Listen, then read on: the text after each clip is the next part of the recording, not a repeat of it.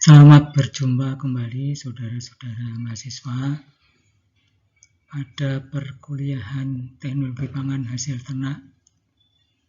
Kali ini saya akan menjelaskan beberapa pokok bahasan tentang komoditas susu. Pada perkuliahan komoditas susu yang pertama ini, saya akan menjelaskan tentang subpokok bahasan komposisi susu. Jadi, standar kompetensi dari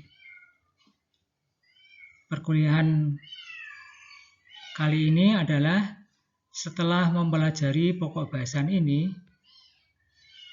mahasiswa diharapkan nanti dapat mendefinisikan apa itu macam-macam jenis susu, kemudian komposisi dan sifat-sifat susu, baik sifat kimia, fisik, dan mikrobiologis. Baik, saya akan memulai untuk materi kuliah komoditas susu yang pertama ini, yaitu nanti akan saya jelaskan tentang definisi atau pengertian susu, komposisi susu, kemudian sifat-sifat susu, baik sifat fisik, kimiawi, dan mikrobiologi. Baik, untuk definisi susu. Apa itu susu ya? Jadi ini ada beberapa definisi atau pengertian tentang susu. Yang pertama adalah menurut Resang dan Nasution tahun 1963. Ini masih, walaupun tahunnya sudah lama ya, tapi masih dipakai sebagai acuan ya atau pustaka. Apa susu?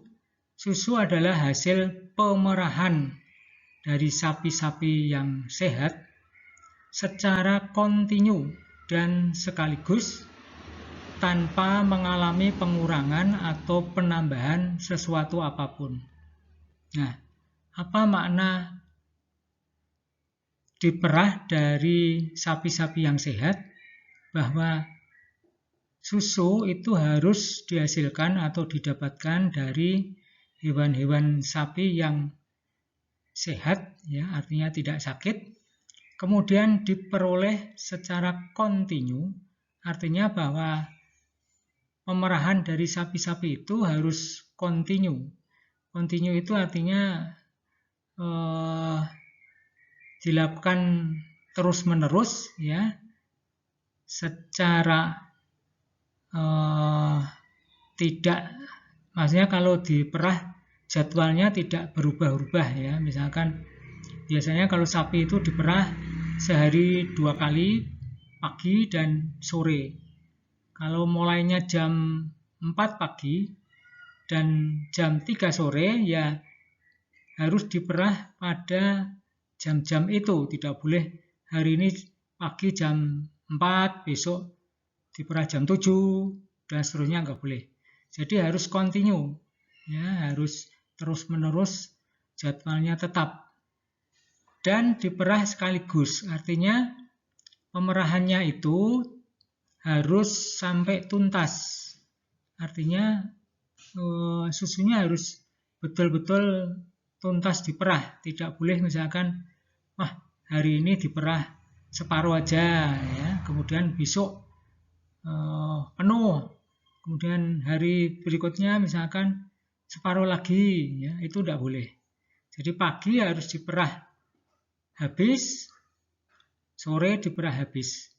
Kemudian hasilnya itu tanpa mengalami pengurangan atau penambahan sesuatu apapun. Artinya bahwa susu hasil pemerahan itu tidak boleh dikurangi, ya. Artinya dikurangi itu komponennya diambil, misalkan lemaknya nanti diambil, dipisah, diambil, ya, atau ditambah apapun. Misalkan ada yang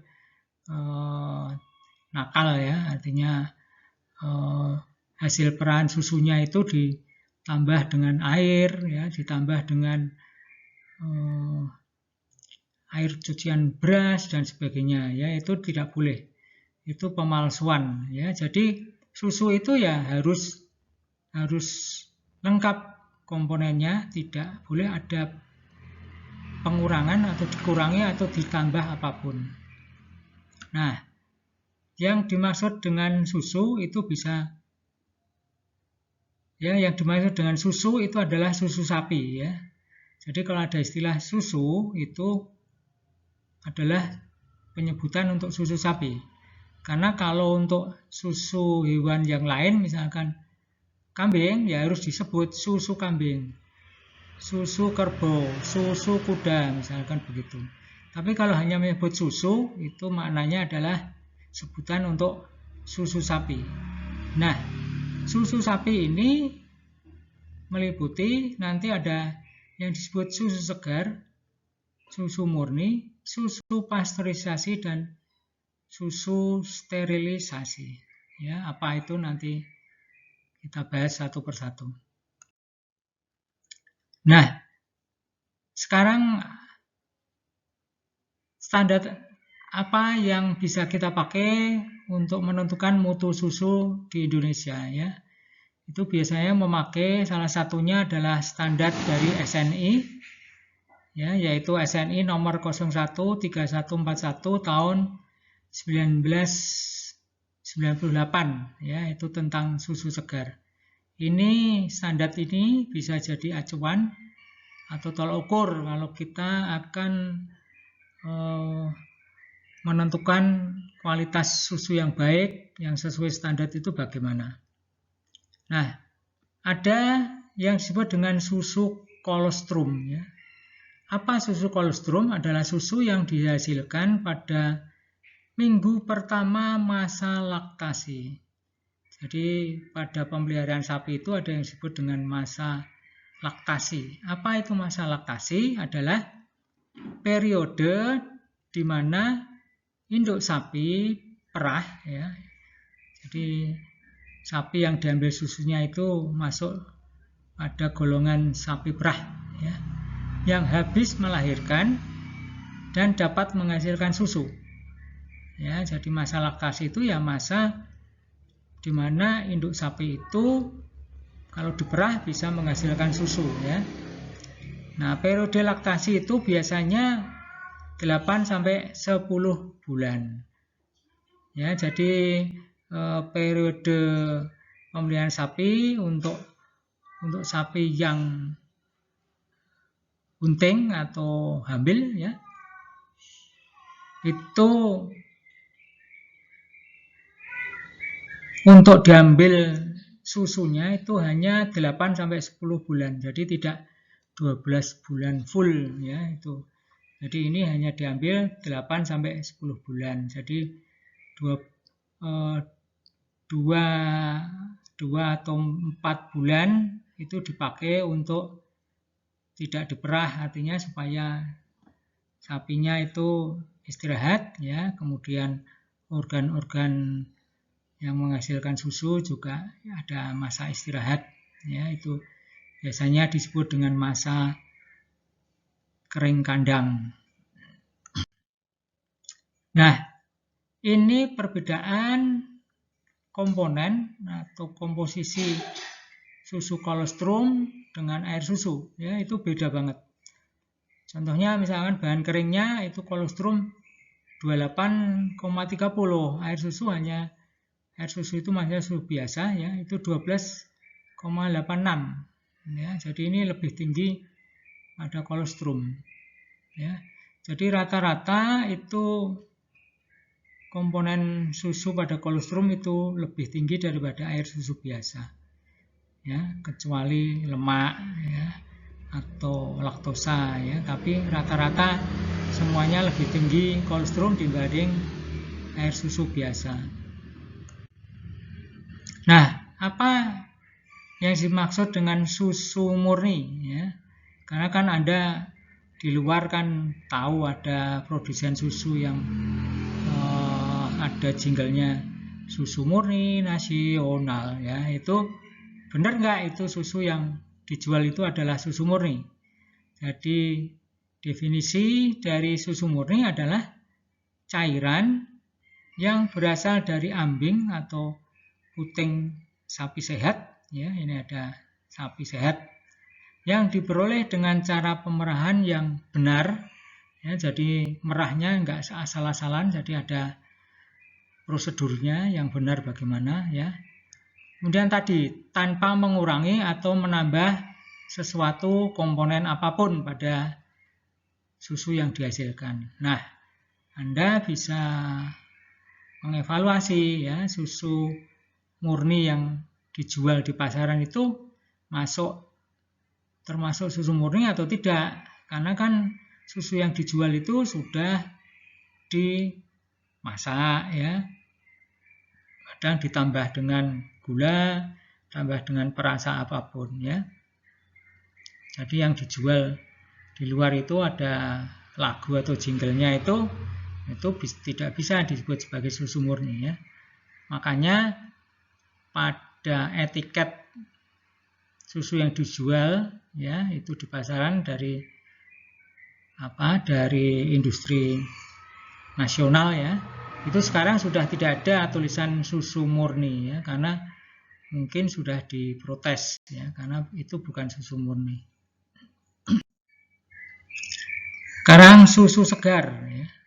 Jadi susu segar adalah tadi susu murni yang tidak mengalami proses pemanasan, ya. Jadi kalau kita beli susu yang habis diperah itu belum diapa-apakan, maksudnya belum direbus atau belum dilakukan proses penambahan, pengurangan apapun, itu sebutannya adalah susu segar, ya, susu mentah itu, ya. Kemudian ada susu pasteurisasi.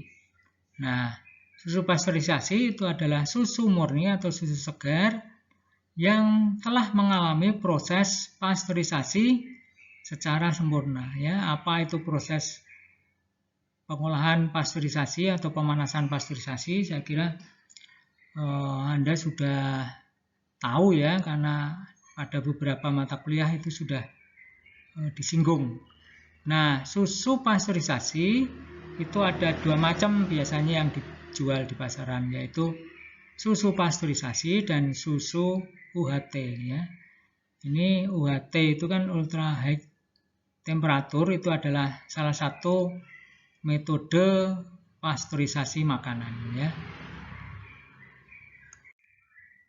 Susu sterilisasi, ya, adalah susu murni yang telah mengalami proses sterilisasi secara sempurna.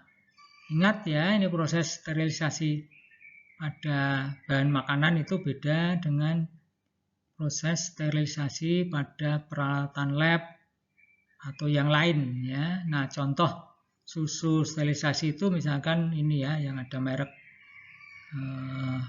beruang itu, ya. Kemudian susu homogen apa? Adalah susu yang telah mengalami proses homogenisasi. Susu kental adalah susu yang telah dikurangi, biasanya dengan diuapkan, ya. Kandungan air susunya sampai kandungan airnya tinggal kurang lebih 40%, ya. Itu banyak di pasaran, ya, yang dijual susu kental, ya. Ada susu kental manis, susu kental coklat, ya, dan seterusnya. Kemudian susu bubuk atau milk powder, ya, bentuknya bubuk, adalah susu yang telah diuapkan sebanyak mungkin kandungan air susunya dengan cara pemanasan atau pengeringan, ya, pemanasan untuk mengurangi kadar airnya itu biasanya dengan pengeringan, sehingga kandungan airnya menjadi kurang dari 5%. Jadi bentuknya adalah serbuk atau bubuk kering, ya. Nah, di luar juga ada istilah atau sebutan. Contohnya tadi susu atau milk, ya. Jadi kalau ada sebutan atau, ya, narasi atau tulisan yang hanya milk atau susu, itu merujuk untuk susu sapi. Kemudian ada lagi istilah dairy milk, ya. Apa yang disebut dengan dairy milk? Itu adalah susu yang dihasilkan dari hewan, ya, artinya susu hewani. Misalnya ada susu sapi, susu kambing, susu domba, susu kuda, ya, susu onta, dan sebagainya. Nah, ini biasanya produk-produk olahan dari dairy milk itu sebutannya adalah dairy product, ya. Jadi ini biasanya pada buku-buku pustaka itu ada tulisan atau istilah sebutan dairy milk, dairy product, ya. Jadi kalau Anda membaca istilah itu artinya bahwa ini adalah susu dari hewan, produk-produk olahan dari susu hewan. Nah, di samping dairy milk ada non-dairy milk, ya. Itu adalah susu-susu yang asalnya bukan dari hewan, ya. Contohnya ada susu kedelai, susu almond, ya, atau yang lainnya, ya. Jadi ini beda, ya. Jadi dia dari nabati. Nah, sekarang saya akan menjelaskan tentang komposisi susu. Jadi komposisi susu itu ada beberapa buku teks atau literatur, ya, atau buku-buku yang membahas tentang susu. Kadang-kadang komposisinya itu tidak sama persis, ya, karena nanti tentunya adalah komposisi susu itu diambil dari sapi jenis apa, ya, usia berapa, dan sebagainya. Jadi ada perbedaan-perbedaan yang sedikit, ya. Biasanya komposisi susu itu dibagi menjadi beberapa bagian, yaitu air, kandungan airnya, karbohidratnya, protein, lemak, mineral, vitamin, dan beberapa nanti yang lain, ya. Misalnya ada kadang-kadang ada rabu dan sebagainya. Nah, saya ambilkan, ya, ini adalah, ya, komposisi atau zat gizi yang terkandung di dalam susu, ya. Ini rata-rata. Karena susu itu bentuknya cair, maka kandungan paling tinggi ya mestinya adalah air, ya. Airnya itu 87,7%, ya, tinggi banget. Nah, kalau susu diambil airnya, itu ada bagian yang disebut dengan bahan kering, ya. Bahan keringnya itu 12,10%, artinya 100% dikurangi kadar air, ya. Nah, kemudian ada juga bahan kering yang non lemak, ya, atau lemaknya sudah dipisah. Itu biasanya disebut dengan bahan kering tanpa lemak, ya. Ada yang menyingkat dengan BKTL, ya. Jadi ini kalau bahan kering itu ada yang menyebut solid, ya. Kemudian BKTL itu solid non fat, ya. Ini bahan kering tanpa lemaknya sekian, lemaknya sekian, protein sekian. Ada protein itu dibagi dua, ada protein kasein dan albumin. Kemudian ada laktos, ya, atau laktosa, gula susu, ada mineral, ada vitamin. Nah, ini pembagiannya, ya, secara skematis, ya. Susu ini ada tadi air, terus bahan keringnya, bahan kering, ya, kalau dipisah lemaknya sekian, bahan kering tanpa lemak ini, bahan kering tanpa lemak berarti adalah selain lemak, protein, tadi kasein, albumin, laktosa, vitamin, enzim, ya, dan seterusnya. Ya, ini komposisi atau jumlahnya bisa berubah-ubah tergantung dari genetik sapi, Ya, artinya misalkan sapi FH ya, itu bisa beda dengan jenis sapi perah yang lain ya, atau mungkin sapi yang sudah tua sekali dengan sapi yang muda juga bisa, makanannya bisa mempengaruhi juga. Nah, ini komponen bahan kering atau bahan padat ya. Jadi tadi lemak susu, laktosa, protein, kasein, dan seterusnya itu adalah solid non-fat ya. Bahan padat atau bahan kering tanpa lemak itu ini ya, airnya ini. Nah, kalau semua bahan kering jadikan satu, berarti lemak masuk, itu sebutannya adalah total solid atau total padatan. Ya, jadi ini tadi total solid dikurangi lemak jadinya solid non-fat atau bahan kering atau bahan padat tanpa lemak.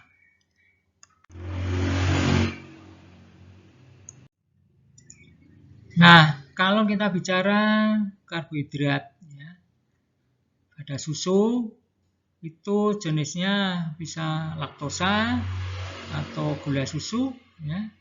Ini jumlahnya cukup tinggi, ya. Laktosa itu kalau dipecah menjadi glukosa dan galaktosa. Ya, jadi ini jenis-jenis karbohidrat dalam susu ya. Nah, ini komponen laktosa ya. Ada kandungan pada susu yang belum diproses ya, itu sekian. Ya. Tapi kadang kalau sudah laktosanya dipisahkan, itu hanya tinggal glukosa dan galaktosa. Ini adalah kandungan ya laktosa pada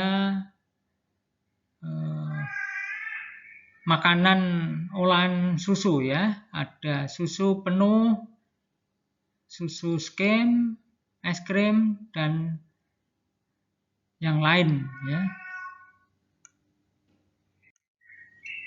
Laktosa. Nah, laktosa pada susu itu bisa untuk beberapa orang bisa menimbulkan masalah ya kalau minum susu ya. Susu murni, bukan susu ya, susu yang belum ditambah gula dan sebagainya. Itu kadang-kadang ada orang yang kalau minum susu ya itu jadi bermasalah ya.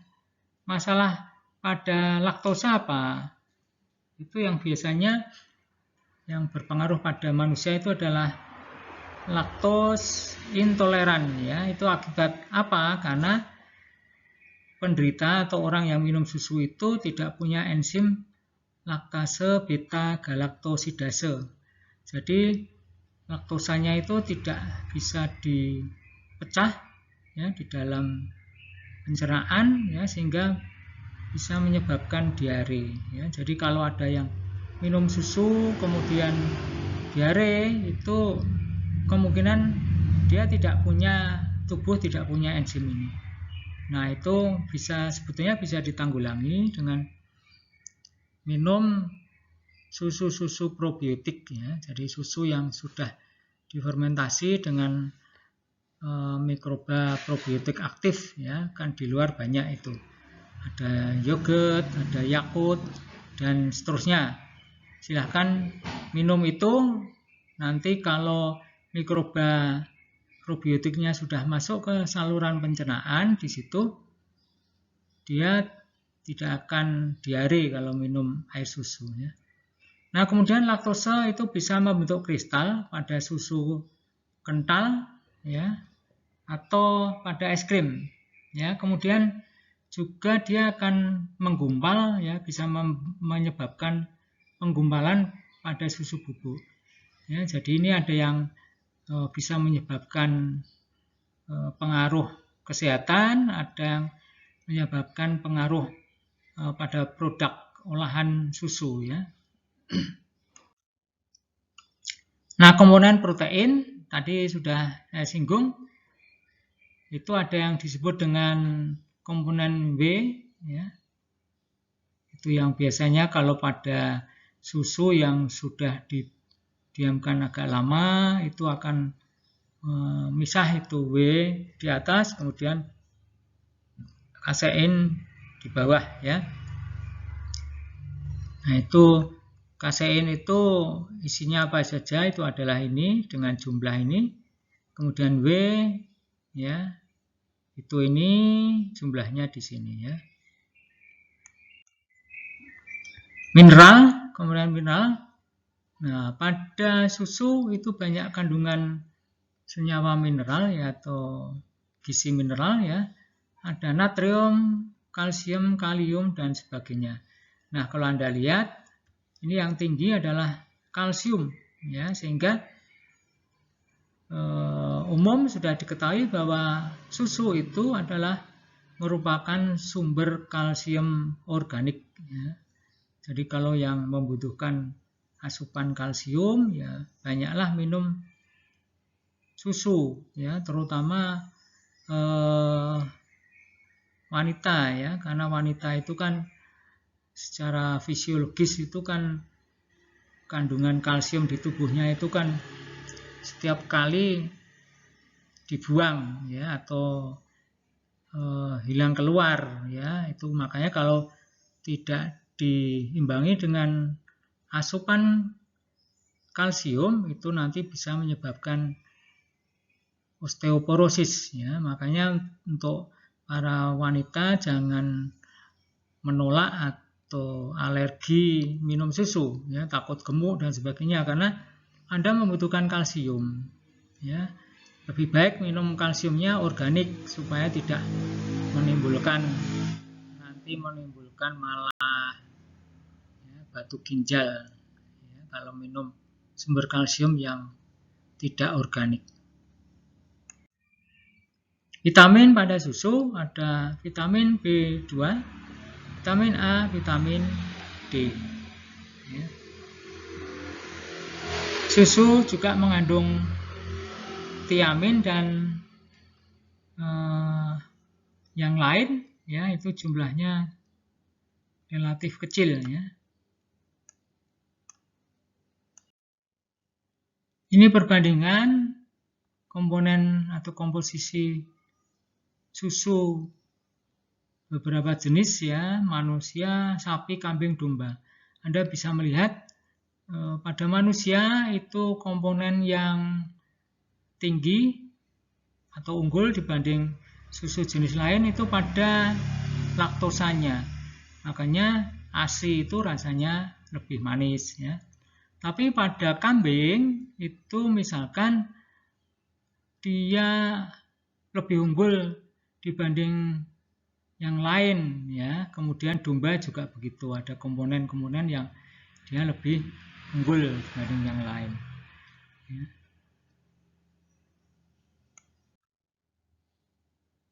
Ini nilai gizi, perbandingan nilai gizi telur, daging, ayam, dan susu, ya. Anda bisa melihat, ya, perbandingannya ini, ya. Nah, sekarang saya akan menjelaskan tentang sifat-sifat susu.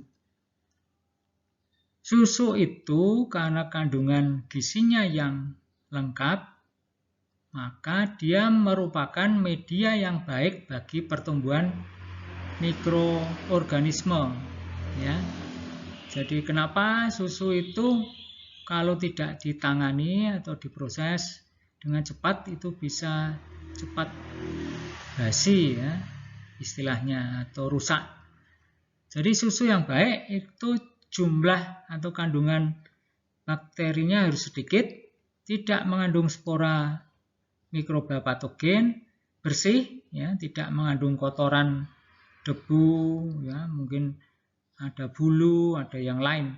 Kemudian cita rasanya baik, bebas dari pemalsuan. Ya, nanti bagaimana susu, ya, atau bukan komponen. Jadi susu yang standar baiknya bagaimana, ya, cara mendeteksi atau analisisnya, ujinya besok pada pertemuan berikutnya akan saya bahas ya. Nah, sifat pertama dari susu adalah sifat fisik ya. Kita bicara ini pada susu segar ya, artinya yang belum diolah ya. Karena tadi kan dengan pengolahan itu bisa komponen apanya sudah dikurangi atau dilakukan pemanasan, pengeringan dan sebagainya. Ini kita bicara sifat fisik dari susu segar. Jadi susu itu merupakan emulsi lemak dalam air ya. Artinya bahwa karena ada kandungan lemak yang tinggi di dalam komponen tertinggi dari susu adalah air ya, maka susu itu disebut atau merupakan zat atau bahan emulsi lemak dalam air. Bentuknya adalah campuran koloid ya. Jadi campuran koloid ini adalah persentase ya tadi, persentase atau komposisi dari susu itu yang biru itu air ya, karena 87% lebih. Nah, faktor-faktor yang bisa mempengaruhi sifat fisik susu segar apa? Komposisinya ya jelas ya. Kalau tadi sudah saya singgung di depan bahwa susu yang diperah dari sapi jenis A itu komposisinya bisa beda dengan sapi jenis B, yang makanannya beda juga komposisinya bisa beda. Jadi faktor jenis sapi, umur, ya, kemudian makanannya dan beberapa yaitu bisa merupakan faktor yang bisa mempengaruhi sifat fisik susu segar.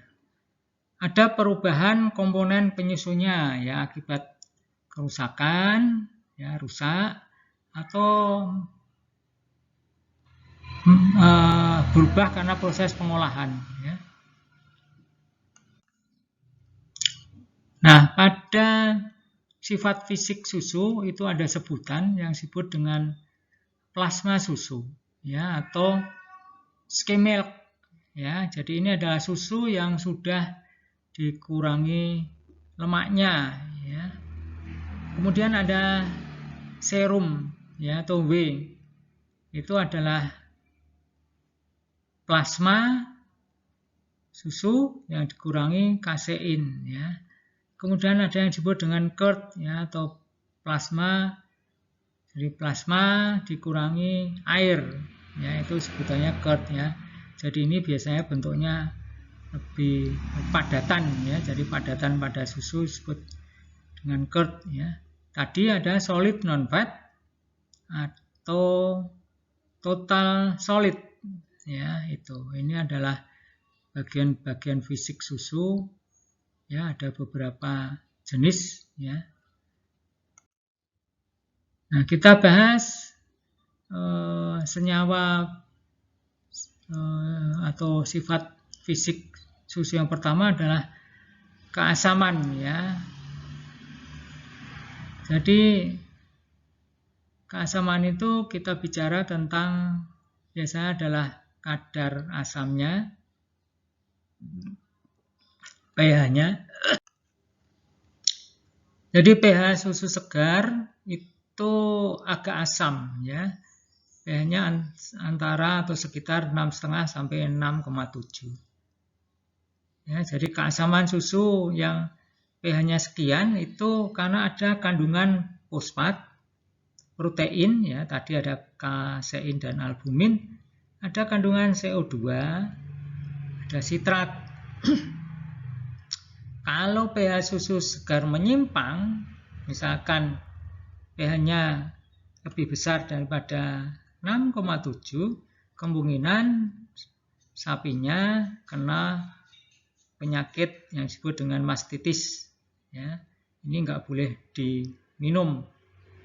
Kalau pH-nya lebih atau kurang dari 6,5, di bawah 6,5, mungkin karena susunya adalah susu kolostrum, ya, atau susunya rusak karena sudah ada bakteri, ya, kandungan bakteri yang merusak susu. Jadi susu yang keasamannya berubah di bawah 6,5 atau di atas 6,7 itu patut diwaspadai. Nah, apa yang menyebabkan perubahan pH pada susu adalah diencerkan. Ya, kalau susu misalkan diencerkan ditambah dengan air, atau biasanya itu pemalsuannya ditambah air atau cucian beras, ya, leri itu, ya, itu pH-nya akan naik, ya, atau dipanaskan, ya. Jadi kalau susu sudah dipanaskan itu juga bisa berubah. Karena apa? Karena CO2-nya hilang, pH-nya bisa naik, atau ada transfer Ca dan fosfat ke koloid, ya, itu pH-nya bisa turun, atau laktosanya karena kena panas terdegradasi jadi asam, ya. Jadi ini menjadi asam, ya, asam laktat nanti terbentuk, itu bisa pH-nya jadi turun, ya, menjadi lebih asam. Kemudian yang berikutnya adalah berat jenis. Susu itu punya berat jenis sekitar 1,32, ya, atau antara 1,027 sampai 1,035.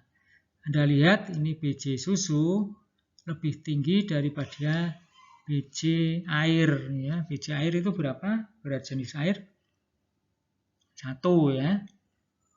Kenapa dia lebih tinggi? Ya karena di dalam air, di dalam susu itu selain air itu ada kandungan bahan-bahan tadi, ya, bahan padat, ada bahan padat tanpa lemak, ada lemak dan sebagainya.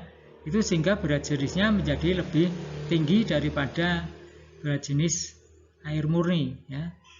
Nah, warna susu itu bisa, ya, kalau Anda lihat kan umumnya putih, ya, tapi bisa aja kadang-kadang kelihatan putih ada kebiru-biruan. Itu mungkin karena pantulan cahaya, ya, yang kena pada globula atau butir-butir lemak, ya, yang terdispersi atau di dalam air merata, ya, itu kadang-kadang kalau kena pantulan cahaya itu bisa menjadi kebiru-biruan. Bisa karena kalsium kaseinatnya tinggi, ya, atau fosfatnya, ya, itu tinggi sehingga kebiruan. Nah, bisa aja warnanya putih kekuningan, ya.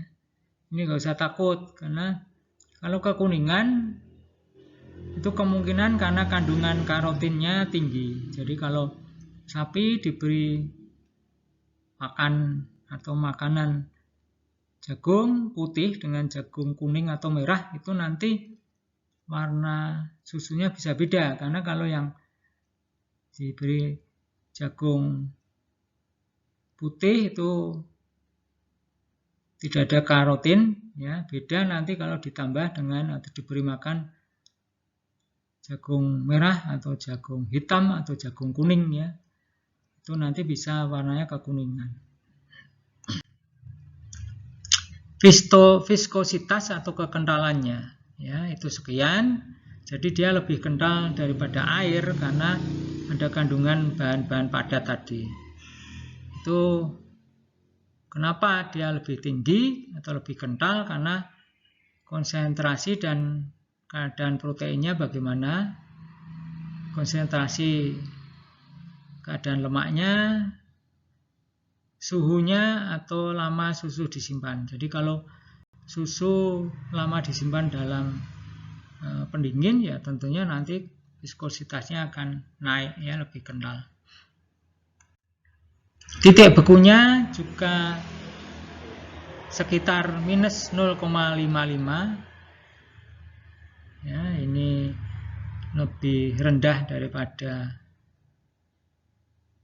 titik beku air, ya, atau lebih tinggi, ya, silahkan dilihat.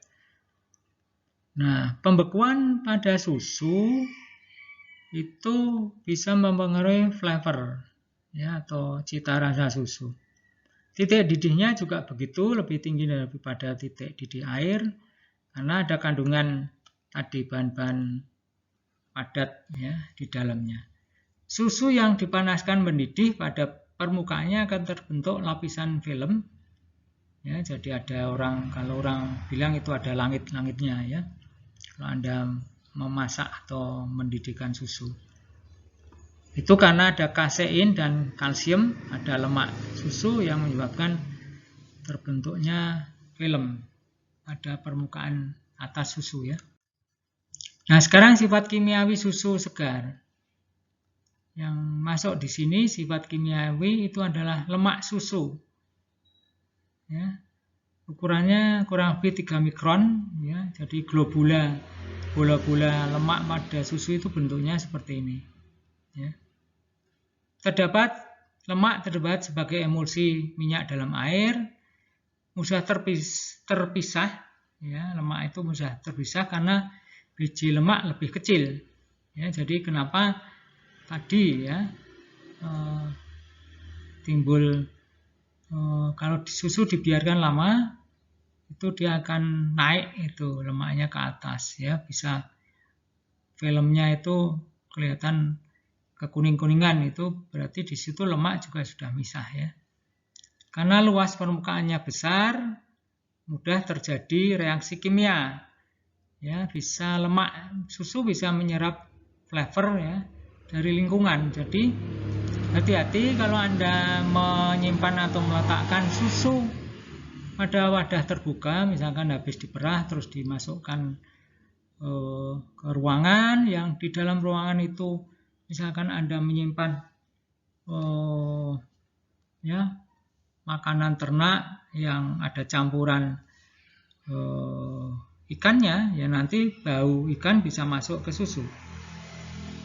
Atau mungkin disimpan di ruangan yang habis dicat, ya, itu bau cat bisa masuk ke susu, ya. Jadi lemak susu bentuknya globula-globula atau bola-bola kecil, ya. Ini contoh kalau globula lemak yang merata, ini yang sudah mulai terpisah karena globulanya berkumpul, ya. Dan nanti dilihat, ya, ini gambar apa, ya, bentuk globula lemak susu.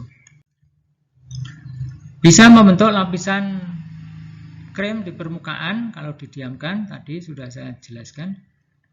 Lemak susu tersusun atas sekian persen trigliserid, fosfolipid, ya. Lemak dalam susu ada di 3 tempat, ya. Di dalam globula yang bentuk tadi bola-bola, ada membran material susu, fosfolipid, ini trigliserida, itu yang bentuk globula, bentuk ada membran itu fosfolipid, dalam serum juga fosfolipid. Susu mentah segar yang didinginkan sampai suhu 4 derajat itu tebal krimnya akan maksimal, ya. Jadi pemisahan lemaknya itu optimal, ya. Susu dipasteurisasi 15 detik, 71,7 derajat Celcius, lapisan lemaknya tipis. Yang dipanaskan sampai 75 derajat, sifat krimnya akan hilang, ya, karena pemanasan yang tinggi. Kalau dihomogenisasi, sifat krim yang memisah tadi akan hilang. Nah, ini pada beberapa produk olahan, ya, dari produk itu memang harus perlu dihomogenisasi dulu sebelum diolah. Contohnya pada es krim, ya, itu susunya sebelumnya harus dihomogenisasi karena supaya nanti es krimnya tidak memisah itu lemaknya ke atas, ya, naik ke atas sehingga kelihatan jelek karena akan ada dua lapisan yang warna kekuningan di atas, yang bawahnya putih ya. Atau pada tadi susu kental manis dan sebagainya itu. Nah, ini lemak susu. Bentuknya butiran yang dibungkus dengan membran tipis ya, itu. Bentuknya seperti itu ya. Nanti silakan diamati lebih detail. Nah, asam lemak penyusun lemak susu ada asam lemak jenuh, lemak tidak jenuh, kemudian ada asam lemak rantai panjang. Jadi yang tertinggi adalah asam lemak jenuh. Ya.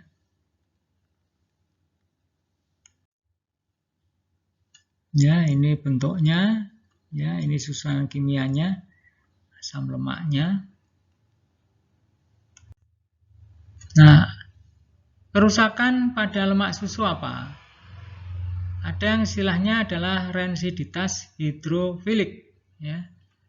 Ini ada ketengian karena adanya proses hidrolitik. Ya. Ini berjalan spontan. Ya. Kalau susu dibiarkan lama, nanti akan terjadi rensiditas hidrolitik. Itu karena ada kandungan lipase, enzim lipase dalam susu ya. Mungkin karena ada pengaruh dari luar, misalkan susu diaduk, ya, ada fluktuasi suhu, misalkan dari susu dingin kemudian mendadak dipanaskan suhu tinggi, ya, karena dihomogenisasi, ya, jadi homogenisasi air susu yang belum dipasteurisasi itu bisa nanti bisa tengik, ya, timbul bau amis.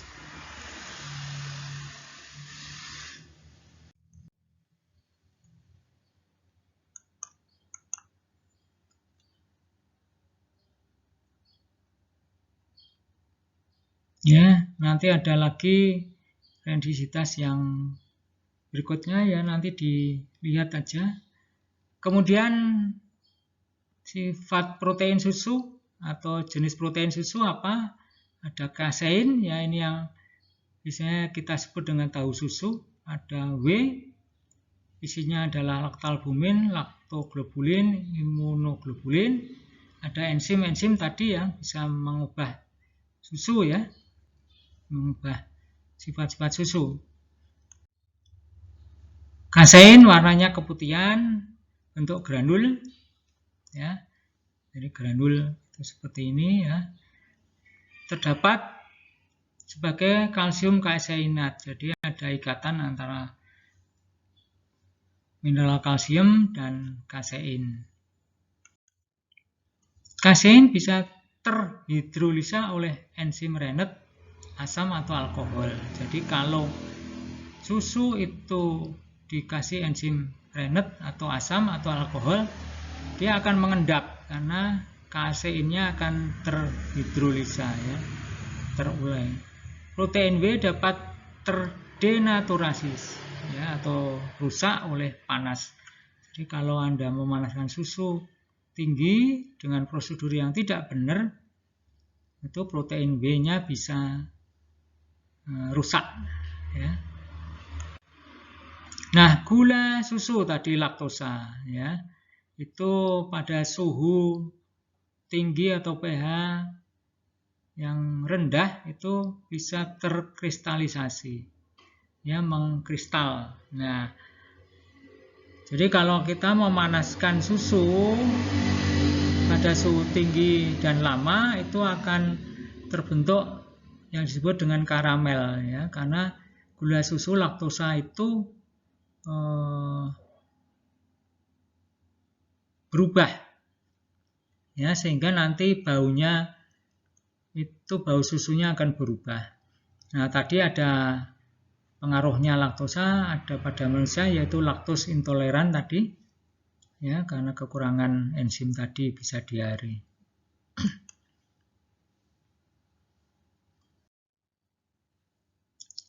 Laktosa mudah diragikan atau mudah difermentasi oleh bakteri asam laktat. Ya, ini pada fermentasi susu, olahan susu yang menggunakan bal, itu nanti laktosa akan diubah menjadi asam laktat ya, sehingga ada produk-produk olahan susu yang masuk dengan atau disebut dengan susu asam ya. Itu karena terbentuk asam laktat ya, seperti yogurt, kefir, Yakult dan yang lain-lain ya. Fungsi laktosa apa? Bisa sebagai bahan pengisi pada pembuatan tablet dan kapsul atau pewarna kecoklatan ya pada bakery ya, pada roti-roti yang dipanggang ya. Itu kadang-kadang adonannya diolesi dulu dengan susu itu supaya nanti kalau dipanaskan, dipanggang itu akan terbentuk warna coklat dari karamel tadi ya. Itu sehingga warna rotinya jadi lebih menarik, aromanya lebih menarik. Nah, kandungan berikutnya adalah asam sitrat. Ini sifatnya buffer, ada vitamin tadi ya, banyak. Mineral banyak sekali, tadi yang tertinggi adalah kalsium. Nah, sekarang sifat mikrobiologi dari susu, yaitu terjadi pencemaran mikroba. Bisa dari dalam ambing, ya, atau ambing itu sebutan dari payudara, ya, sapi itu ya. Atau bisa pada putingnya, ya, putingnya itu. Atau bisa ada pencemaran mikroba dari lingkungan. Jadi kalau ini sudah tercemar ya nanti susunya akan tercemar ya. Susu dalam ambing ternak sehat itu secara normal umum itu bisa mengandung sampai 500 mikroba per mililiter ya. Itu normal ini. Kalau lebih tinggi nanti dia akan cepat busuk ya. Makanya pada susu pemerahan pertama ya, artinya kalau memerah tiap hari itu perawan ke-1, ke-2 itu biasanya dibuang karena itu ada kandungan mikrobanya itu. Ya. Itu karena pada peran pertama, kedua itu bisa mengandung mikroba yang lebih tinggi ya dari ini. Ya, itu harus dibuang ini.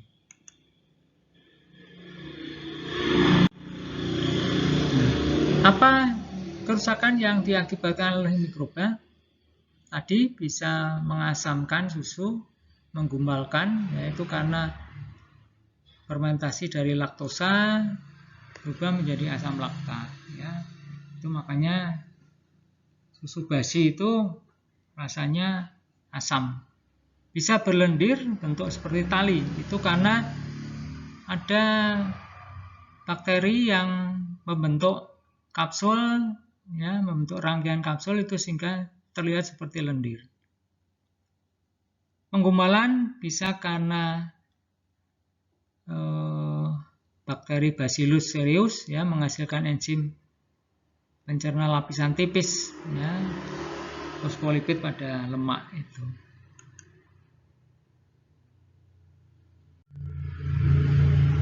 Apa penyakit yang bisa ditimbulkan kalau susu sudah tercemar mikroba ya?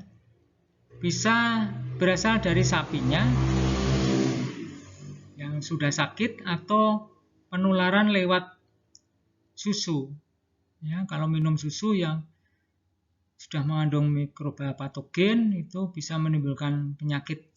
Contoh penyakit TBC, brucellosis ya, atau disebut Brucella abortus ya. Ini bisa menyebabkan keguguran atau leptospirosis ya. Gejalanya tanda-tandanya flu ya, seperti tipes ya, atau bisa demam Ki ya, itu seperti penyakit paru-paru pneumonia.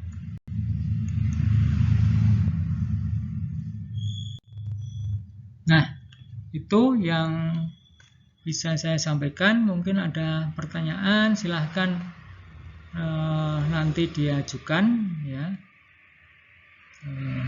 lewat WA group atau yang lain ya. Jadi itu aja yang bisa saya sampaikan pada materi pertama tentang komoditas susu. Nah, minggu depan kita akan masuk pada pokok bahasan penanganan dan pengawetan susu segar. Ya, baik, saya kira cukup kuliah kali ini. Sampai bertemu kembali minggu depan.